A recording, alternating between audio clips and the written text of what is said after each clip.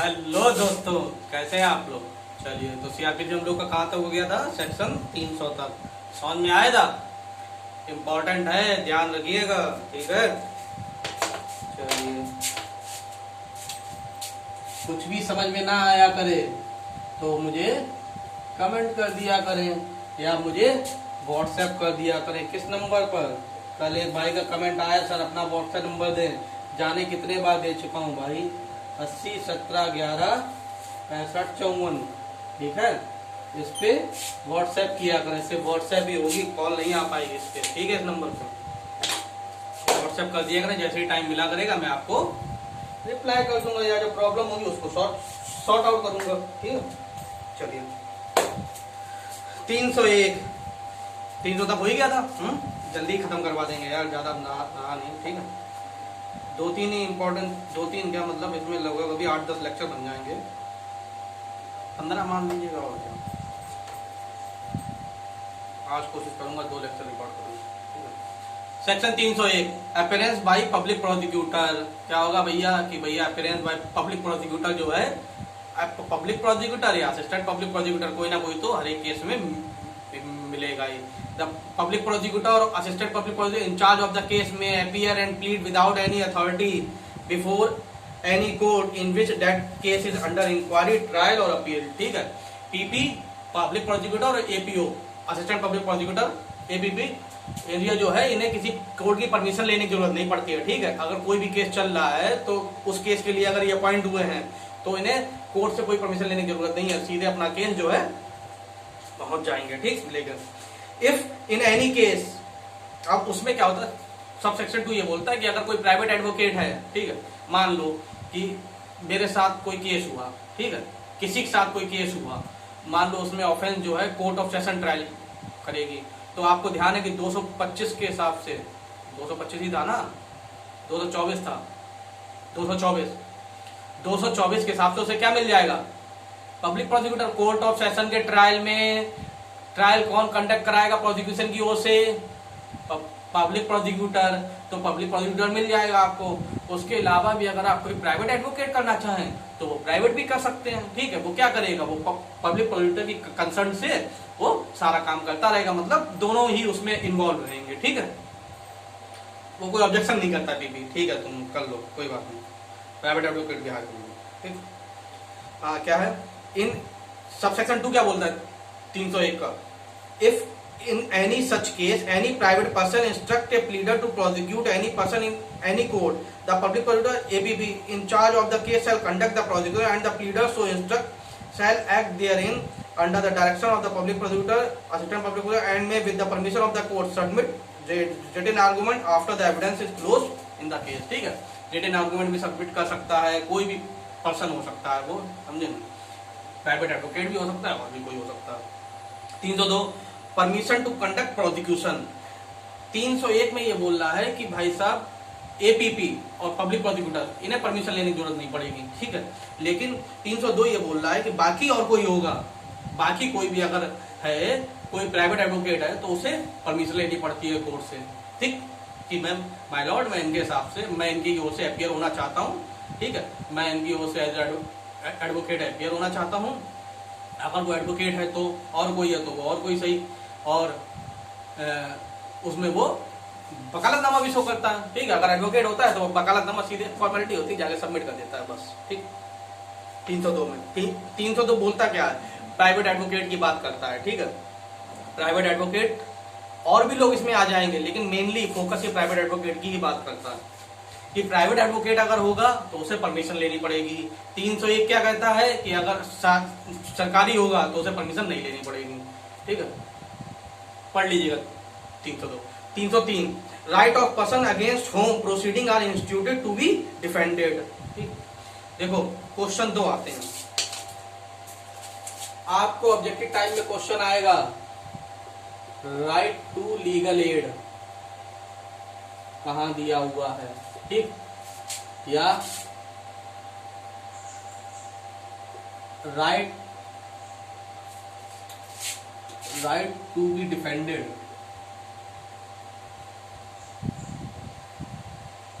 Bye the pleader of his choice.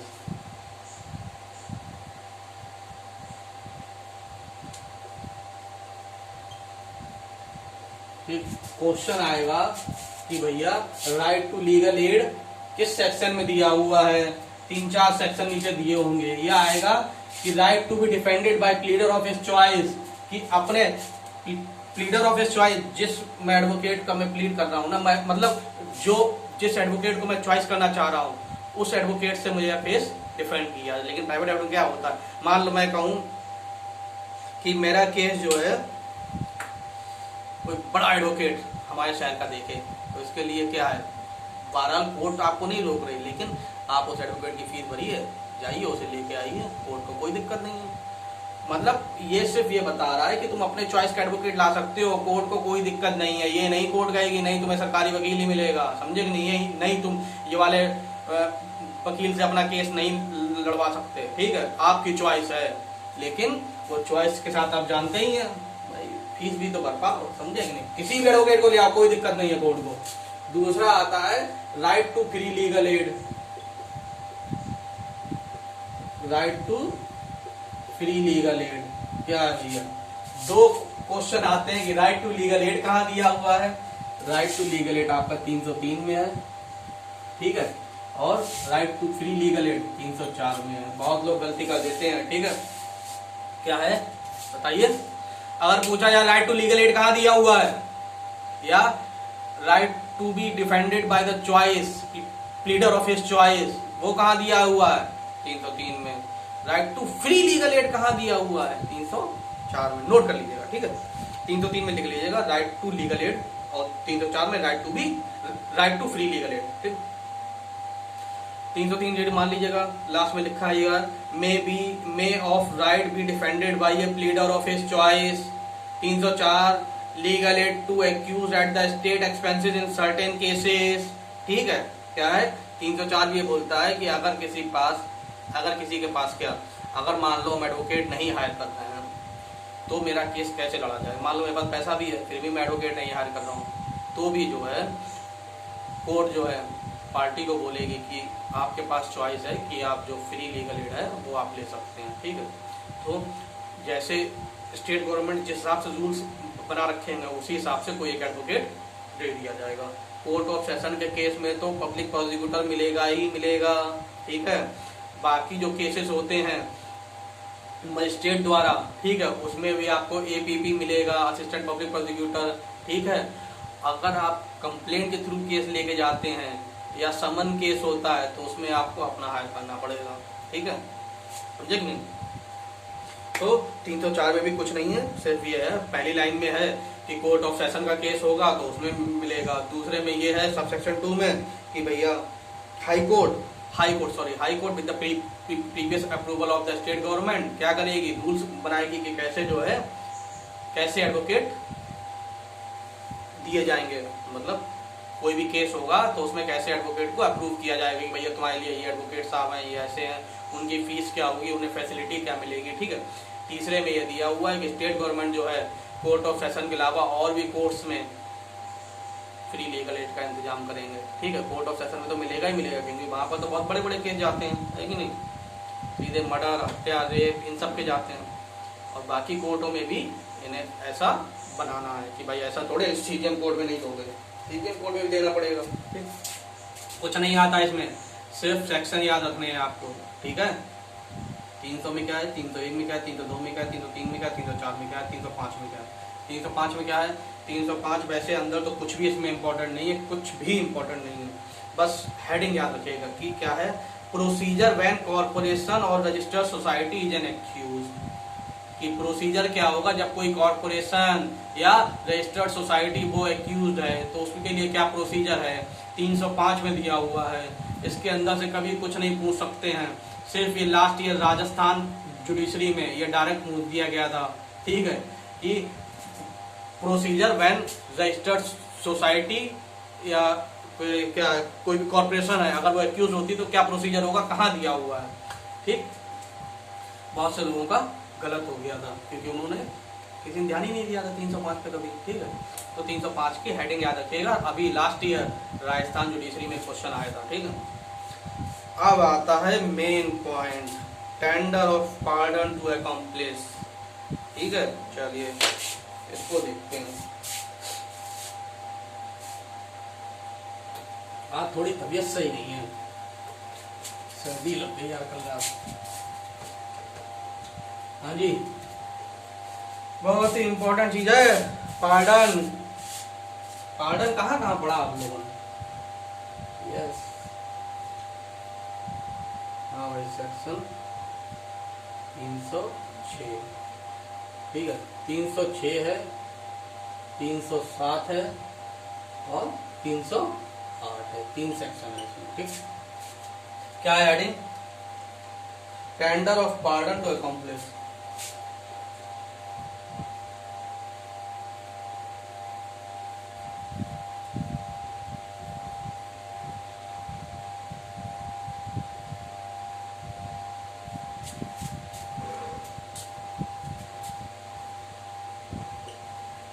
देखो, अब दो बातें समझो। पार्डन तो आपको मालूम ही है क्या होता है। पार्डन माने होता है क्षमा करना, ठीक है। जा तुम आओ, मुक्त हो, एकदम मस्त रहो, समझे कि नहीं। तुम्हारे ऊपर ऐसा मान के चलो कभी तुम्हारे ऊपर कोई केस हुआ ही नहीं था, ठीक है। एक्यूटल का इफेक्ट हो। पार्डन कौन कौन कर सकता है? पार्डन प्रेसिडेंट कब कर सकता है? सेक्शन 70, आर्टिकल 72, ठीक। गवर्नर आर्टिकल 161, और इसके अलावा और प्रोविजंस कहाँ दिए हुए हैं, ठीक है। इसके अलावा और प्रोविजन जो है इंडियन एविडेंस एक्ट के, इसमें सेक्शन 133 अकॉम्प्लिश बताता है, ठीक है। और दूसरा सेक्शन 114 इलस्ट्रेशन बी में उसकी एविडेंस की वैल्यू क्या होगी। एक्चुअली में 133 ही मेन है, ठीक है। इसमें एक इलस्ट्रेशन दिया हुआ है जो कि एक रूल ऑफ एविडेंस है, ठीक है। और 133 अपने आप में एक सब्सटेंटिव लॉ है। चलिए, पार्डन होता क्या है और अकॉम्प्लिश क्या होता है, ठीक है। अकॉम्प्लिश जो होता है ना, अकॉम्प्लिश होता है partner in crime.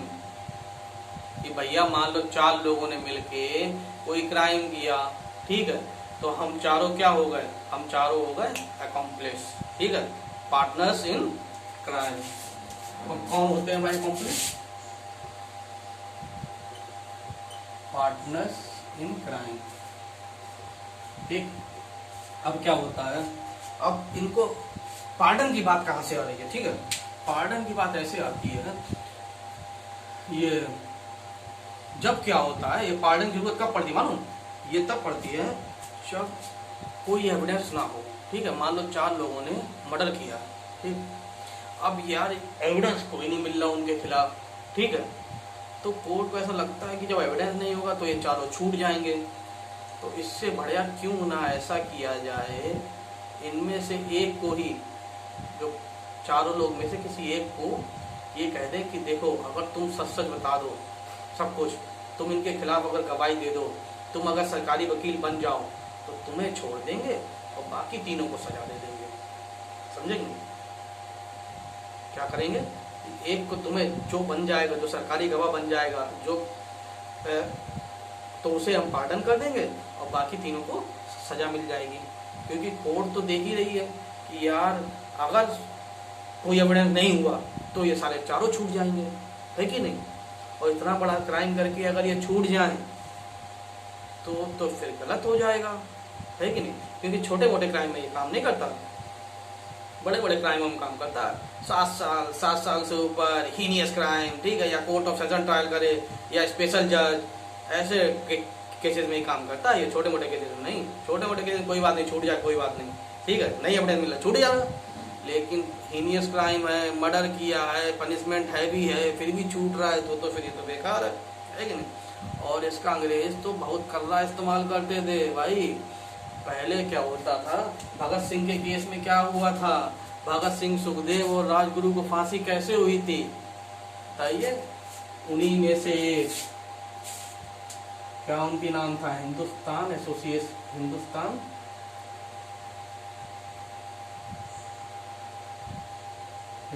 Socialist Republic association, Hindustan socialist Republic association, ये उनके ऑर्गेनाइजेशन का नाम था ना, HSRA, ये उनकी ऑर्गेनाइजेशन का नाम था, भगत सिंह की ऑर्गेनाइजेशन का नाम था।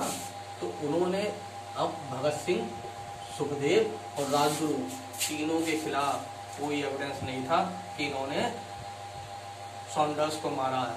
ठीक, तो क्या हुआ था, उन्हीं में से एक आदमी जो उनके एसोसिएशन जो उस समय जानता था, जो उनके साथ इन्वॉल्व था, हंसराज बोहरा, गद्दार हंसराज बोहरा, बोलो अब तो, गद्दार हंसराज बोहरा,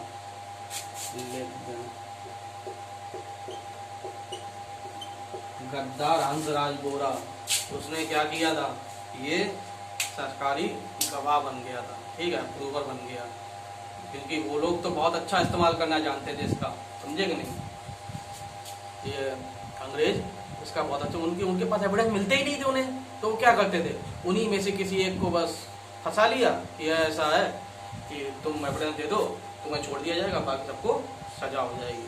तो इसी के हंसराज बोहरा जो है ये अप्रूवर बन गया था। ठीक है, क्या बन गया था, अप्रूवर, और इसे जो है इसी की टेस्टमनी पे भगत सिंह, सुखदेव और राजगुरु को फांसी हुई थी। ठीक, तो इसका प्रयोग तो बहुत पहले से हो रहा है। ठीक, अब चलिए ये सब बात आई, इस पे आते हैं कि क्या है ये, जान गए क्यों इस्तेमाल किया जाता है, क्यों, क्योंकि भाई उनके पास कोई एविडेंस नहीं होते, अगर ऐसे नहीं कुछ करेंगे तो फिर सारे ही छूट जाएंगे।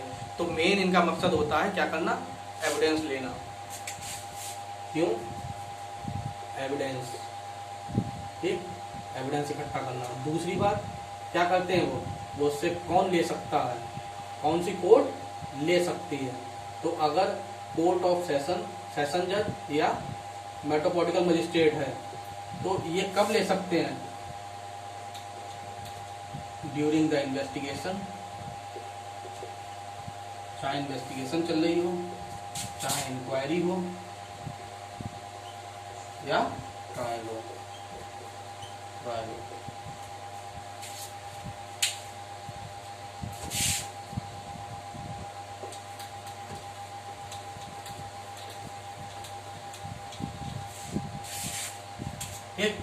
और जुडिशियल मजिस्ट्रेट फर्स्ट क्लास भी कर सकते हैं, कब, केवल इंक्वायरी और ट्रायल के टाइम में।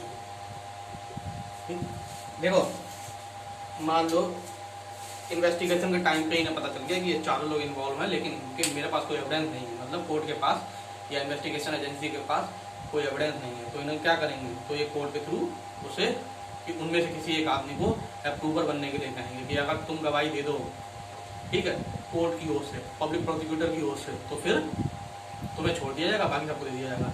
लेकिन ये बात तो इन्वेस्टिगेशन के टाइम पे चल जाएगी या इंक्वायरी के टाइम पे या ट्रायल के टाइम पे, लेकिन उसे एक्यूटल मतलब उसे छोड़ा एकदम लास्ट में ही जाएगा जब जजमेंट आएगा, ठीक है, तो तभी ड्यूरिंग द ट्रायल वो रहेगा जेल में ही। ऐसे नहीं कि तुरंत इन्वेस्टिगेशन के दौरान कि तुमसे एविडेंस लिए और एविडेंस लेने के बाद छोड़ दिया, ठीक है, एविडेंस ले लेंगे तब तक तुम्हें जेल में ही रखेंगे, ठीक है, और जब पूरा जजमेंट हो जाएगा, सब कुछ आ जाएगा, उन्हें कन्विक्शन दे दिया जाएगा, तब तुम्हें छोड़ा जाएगा, ठीक, उनके लिए कन्विक्शन का ऑर्डर पास होगा, तुम्हारे लिए एक्यूटल का, ठीक है। अब क्या है, क्यों करते हैं, एविडेंस इकट्ठा करने के लिए। कौन कर सकता है, कोर्ट ऑफ सेशन या मेट्रोपॉलिटन मजिस्ट्रेट कब कर सकता है, इन्वेस्टिगेशन के दौरान, इंक्वायरी के दौरान, ट्रायल के दौरान। जुडिशियल मजिस्ट्रेट फर्स्ट क्लास भी कर सकते हैं, लेकिन इंक्वायरी और ट्रायल के दौरान, ठीक है। उससे क्या कहते हैं कि तुम हमें फुल एंड कंप्लीट इंफॉर्मेशन दोगे, ठीक है, कंप्लीट इंफॉर्मेशन दोगे, जो भी कुछ तुम्हें पता है, ठीक है, फुल एंड कंप्लीट डिस्क्लोजर, ठीक, क्या करोगे, फुल एंड कंप्लीट डिस्क्लोजर करोगे, जितना भी तुम्हें पता है कि कौन कौन था, कौन कौन नहीं था, जितनी भी उसे बातें पता हैं, उसका रोल क्या था, कि वो प्रिंसिपल आदमी वही था, कि वो अबेटर था, क्या था, पूरी बात जानकारी बताओगे तब, ठीक है। समझ आई इतनी बात। सबसेक्शन 1 ये बोलता है। सबसेक्शन 2 क्या बोलता है कि कौन कौन से केसेस में दिया जाएगा। केसेस ट्रायल बाय अगर कोर्ट ऑफ सेशन के ट्रायल द्वारा हो रहा हो, ठीक है, या स्पेशल जज केसेस ट्रायल बाय स्पेशल जजेस appointed under criminal law amendment act, कौन सा है, 1954,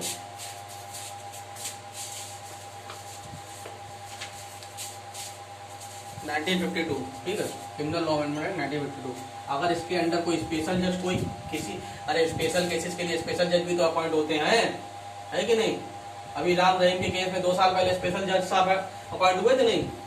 तो उसके अलावा वो सारे केसेस जिसकी पनिशमेंट एक्सटेंड टू 7 years या जो मोर हीनियस है,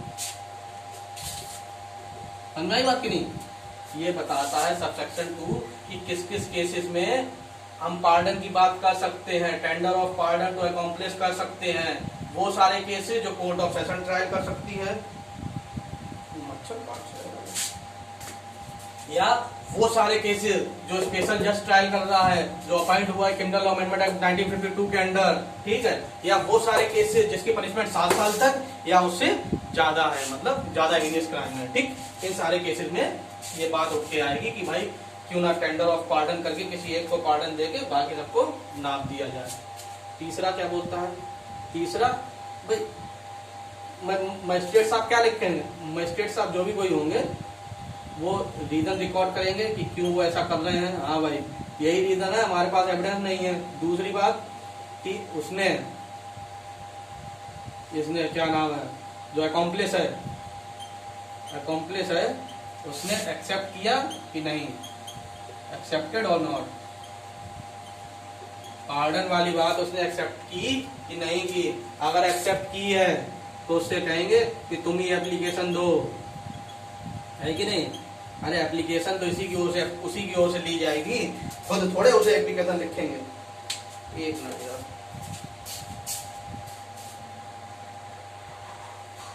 हाँ, तो कहा थे हम लोग, इसमें जो है क्या करेंगे, मजिस्ट्रेट साहब रीजन सब सेक्शन 3 देगा। सबसे पहले में क्या था, सबसे पहले में ये बताया गया था कि क्या होता है, ठीक है, क्यों लिया जाएगा, एविडेंस देने के लिए कौन ले सकता है, ये सब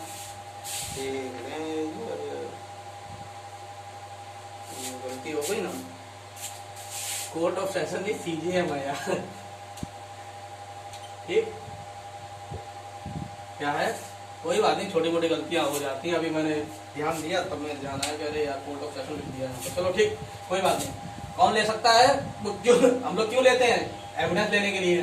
कौन ले सकता है, CJM, मेट्रोपॉलिटन मजिस्ट्रेट। कब, इन्वेस्टिगेशन, इंक्वायरी, ट्रायल के time, judicial magistrate first class, inquiry और ट्रायल के टाइम। कब, क्यों, उससे कहते हैं अगर तुम फुल एंड कंप्लीट डिस्क्लोजर दोगे कि क्या हुआ, कैसे हुआ, तुमने क्या क्या किया, ठीक है, तो तुम्हें पार्डन दे दिया जाएगा। दूसरे में क्या था कि कौन से केसेस में लिया जाएगा, वो सारे केसेस जिसका कोर्ट ऑफ सेशन ट्रायल करती हो, वो सारे केसेस जिसके लिए स्पेशल जज अपॉइंट हुआ हो, वो सारे केसेस जिसकी पनिशमेंट 7 साल या 7 से ज्यादा है, ठीक। चौथे में क्या देखा था हम लोग, 3 ही ये हुआ नहीं, 2 हुआ ना, तीसरा ये है। तीसरे में क्या है कि मजिस्ट्रेट साहब रीजन रिकॉर्ड करेंगे और ये बताएंगे कि क्या हुआ, इसने एक्सेप्ट किया कि नहीं किया, ठीक है। अगर वो एक्सेप्ट करता है तो उससे कहेंगे कि एप्लीकेशन लिखो जिसकी फ्री ऑफ कॉस्ट तुम्हें एक कॉपी दे दी जाएगी, ठीक। सारी एप्लीकेशन जो है एक्यूज ही लिखता है, ठीक है। ऐसी कोई चीज हो जैसे चाहे प्ली बार्गेनिंग हुआ हो, चाहे ये हुआ हो, अप्रूवल हुआ हो, ठीक है। अप्रूवल इसी को बोलते हैं अकॉम्प्लिश मतलब अकॉम्प्लिश का मतलब पार्टनर इन क्राइम। वो जब प्रोसिक्यूशन विटनेस बन जाता है, तब उसे अप्रूवल कहते हैं। एक होता है को एक्यूज भी यही होता है, लेकिन इसका कन्फेशन होता है, ठीक, कन्फेशन ऑफ को एक्यूज, ठीक। इसकी एविडेंटरी वैल्यू कम होती है, इसकी कंप्लीट होती है फुल एविडेंटरी वैल्यू। अगर अकॉम्प्लिस के केवल इसी के दम पे किसी को फांसी दे दी जाए तो वो गलत नहीं मानी जाती, ठीक है। मतलब वो इलीगल नहीं मानी जाएगी, ठीक। लेकिन खाली कन्फेशन ऑफ को एक्यूज पे हम किसी को डेथ पेनल्टी या कोई बड़ी पेनल्टी नहीं दे सकते, ठीक है। इसमें कोलैबोरेशन की जरूरत होती है, इसमें नहीं होती है, ठीक। ये दिया हुआ है section 30 of Indian evidence act, और ये तो हम लोग ने देखे ही थे। कहाँ पे एविडेंस में दिया हुआ है? 133 और 114 इलस्ट्रेशन दी। इसमें क्या बोला गया कि भैया accomplish shall be a competent witness, accomplish भी कॉम्पिटेंट विटनेस है, ठीक है। चलिए इसमें यहाँ पर आइए, कहाँ पहुंच गए? 3 हो गया। चौथा क्या बोलता है? चौथा ये बोलता है कि भैया अगर उसने एक्सेप्ट कर लिया तो 2 काम होंगे। सबसे पहली बात कि उसका जो विटनेस होगा,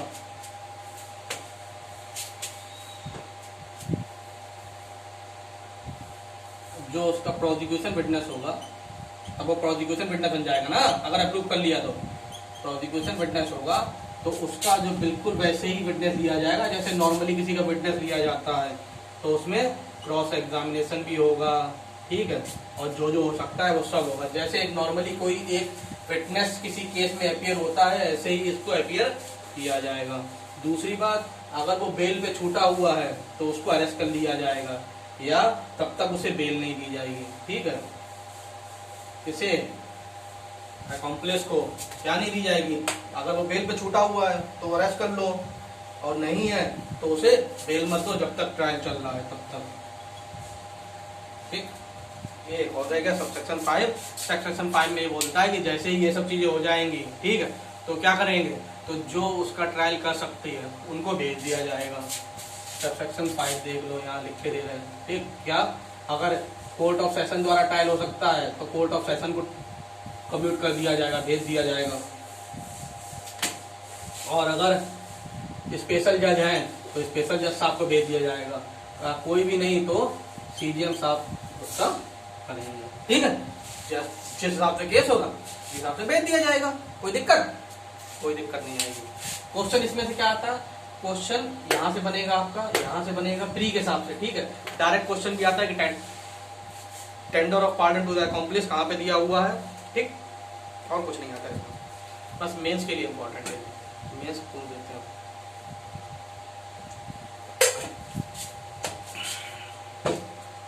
चलो अगला क्या बोलता है? Power to direct tender of pardon, ठीक है। अब ये हो जाएगा तो जो ट्रायल कोर्ट होगी, ठीक है, जिसके पास सबसेक्शन 5 में पहुंचा है ना, तो फिर वो भी डायरेक्ट कर सकता है टेंडर ऑफ पार्डन के लिए, ठीक है।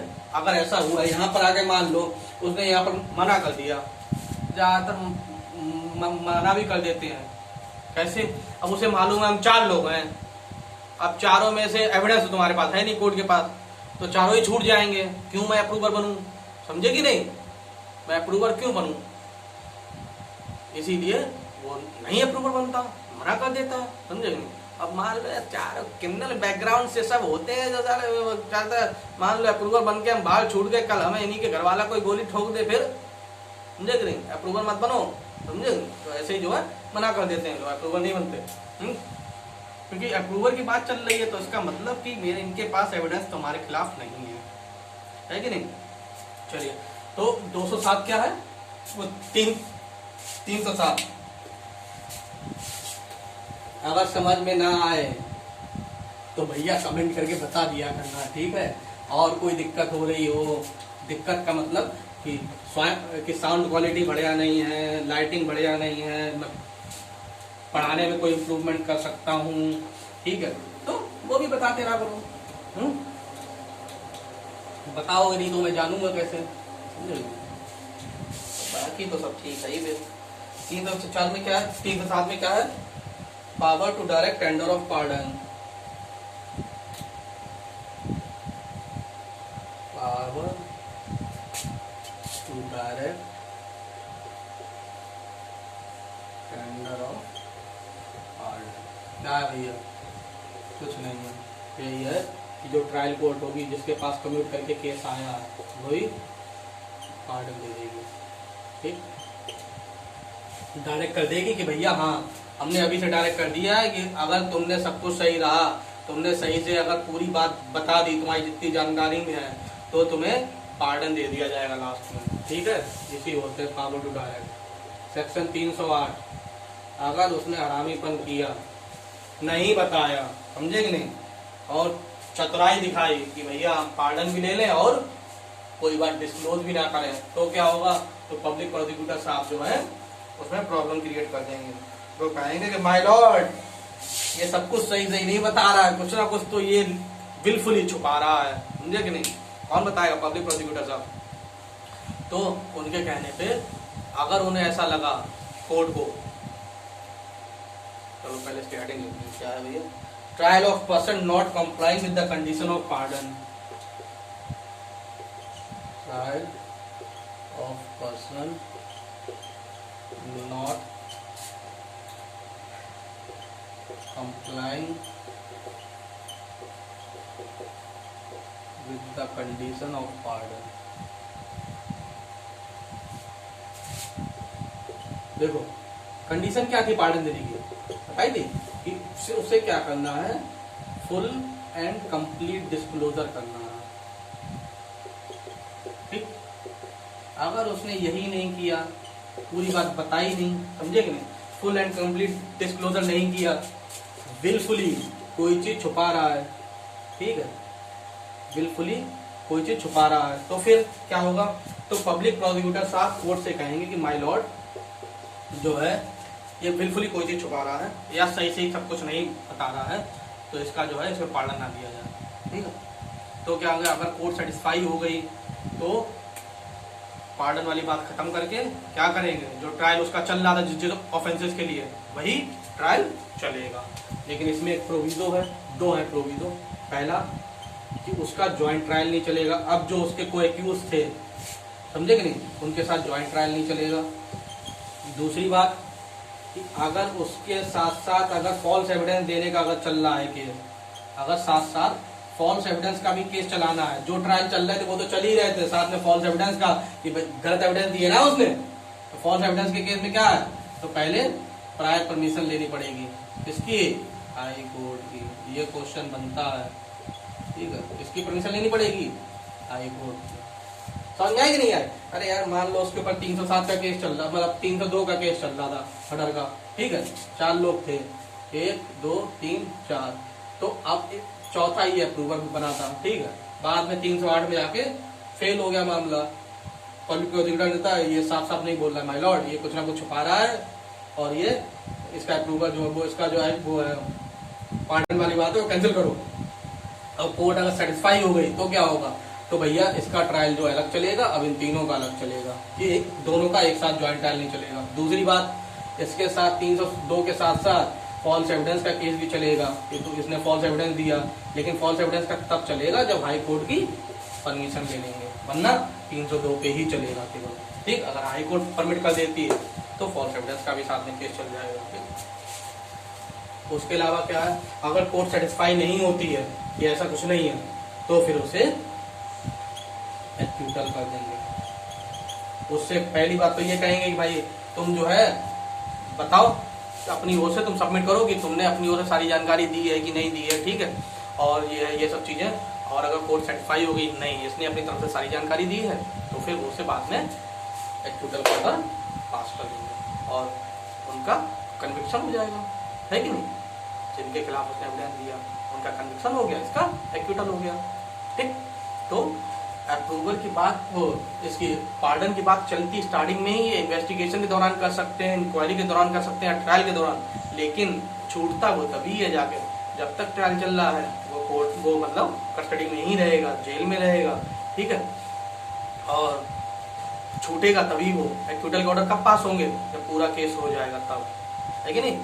अब एक बात बताओ, जैसे यहाँ पर पार्डन की पावर थी प्रेसिडेंट के पास और गवर्नर के पास, तो इनके पास कब होती है, जब कोई आदमी कन्विक्ट हो जाता है। ज्यादातर आपने तभी देखा होगा कि कन्विक्शन के बाद ही हम लोग, जो पार्टी होती है वो मर्सी पिटीशन लेके जाती है प्रेसिडेंट के पास कि इन्हें पार्डन कर दिया जाए या कम्यूटेशन कर दिया जाए या कुछ भी जो है, समझे, पनिशमेंट कम कर दी जाए, जो मतलब फांसी की सजा को उम्र कैद में कर दिया जाए। तो वो कब होता है, जनरल रूल तो यही है कि कब होता है, जब उसे कन्विक्शन दे दिया जाए। लैंग्वेज भी जब हम लोग पढ़ते हैं ना सेक्शन 72 को, आर्टिकल 72 की, तब भी वो ये बोलता है कि कन्विक्शन के बाद में। लेकिन भाई साहब प्रेसिडेंट साहब हैं वो, समझे कि नहीं, गवर्नर हैं, प्रेसिडेंट हैं, तो उनके पास पावर ये भी है कि वो किसी भी टाइम, ठीक है, कभी भी कोई ऑफेंस हुआ है उसके तुरंत बाद ही उसे पार्डन दे सकते हैं। समझे कि नहीं, क्या दे सकते हैं, पार्डन। मान लो ऑफेंस हुआ, लैंग्वेज समझ में ये आती है, इसमें मतभेद भी है, समझे, ऐसा कोई मैं जो बता रहा हूँ उससे विपरीत भी आपको पढ़ने को मिल जाएगा। जनरल रूल क्या है कि प्रेसिडेंट और गवर्नर कब पार्डन देते हैं, जब कन्विक्शन हो जाता है, उसके बाद उनके पास केस आता है। तो क्या ट्रायल चल रहा है, तो ट्रायल के दौरान क्या वो किसी को पार्डन दे सकते हैं प्रेसिडेंट साहब? बिल्कुल दे सकते हैं, समझे कि नहीं। तो इसका इफेक्ट क्या होगा, मान लो कोर्ट में ट्रायल चल रहा है, ठीक है, कोर्ट में ट्रायल चल रहा है, अब क्या हुआ, प्रेसिडेंट ने पार्डन भी दे दिया उसे, ट्रायल कंटिन्यू रहेगा, पार्डन ऑर्डर आने के बाद भी ट्रायल कंटिन्यू रहेगा। फिर लास्ट में अब चाहे वो एक्यूट हो चाहे कन्विक्ट हो, ठीक है, ट्रायल के बाद चाहे एक्यूट हो कन्विक्ट हो, उसके बाद उसे पार्डन दे दी जाएगी। क्यों? क्योंकि प्रेसिडेंट साहब के ऑर्डर है, समझे कि नहीं। कोर्ट अपना काम पूरा करेगी। प्रेसिडेंट के पार्डन ऑर्डर में कहीं पे भी ऐसा कुछ नहीं हो सकता कि आप कोर्ट ट्रायल नहीं कर सकते। कोर्ट ट्रायल अपना करना चाहे पूरा करेगी और कन्विक्शन एक्यूटल का ऑर्डर भी देगी, उसके बाद उसे पार्डन पे छोड़ा जाएगा, समझे कि नहीं। चलिए, उम्मीद करता हूँ आपको ये समझ में आया होगा, ठीक है। 133 एविडेंस है, 114 इलस्ट्रेशन भी सिर्फ इसका ये बताता है कि भैया अकॉम्प्लिस जो है वो अपने आप में एक कॉम्पिटेंट विटनेस है, समझे कि नहीं। उसके बिहाफ पे कन्विक्शन हो सकता है, उसके एविडेंस के बिहाफ पे कन्विक्शन हो सकता है। वो डीपी राणा सर आपको पढ़ा रहे हैं, वो आपको ये चीज पढ़ाएंगे ही, ठीक है। और बाकी तो ये चल ही रहा है। अगला हम लोग क्या देखेंगे, 309, 10, 11, चलिए देखते हैं, जहां तक निपटाना निपटेगा ही, निपटाना तो ये पूरे ही है। अभी 2 से 3 लेक्चर बनेंगे, 326 तक नहीं, 327 तक, ठीक है। Thank you.